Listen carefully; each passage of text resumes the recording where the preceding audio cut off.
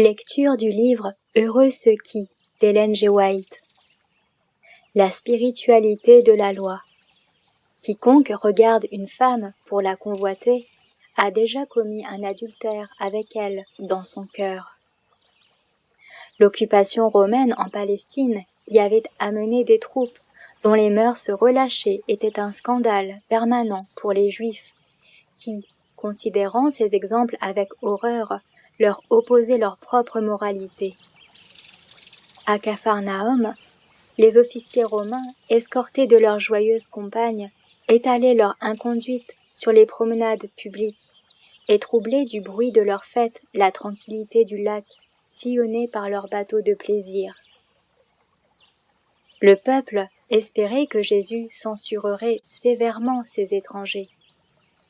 Aussi, quelle ne fut pas la surprise des auditeurs quand, des lèvres du Maître, tombèrent les paroles qui mettaient à nu les sentiments de leur propre cœur.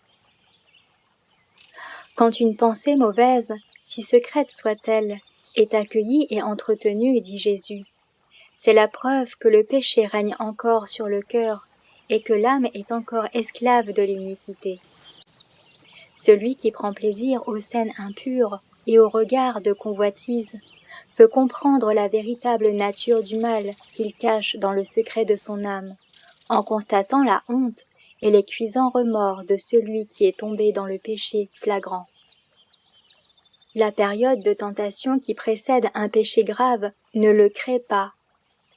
Elle ne fait que révéler le mal qui était à l'état latent au fond de son cœur. L'homme est tel que sont les pensées dans son âme, car c'est du cœur que viennent les sources de la vie. Proverbes, chapitre 23, verset 7, chapitre 4, verset 23.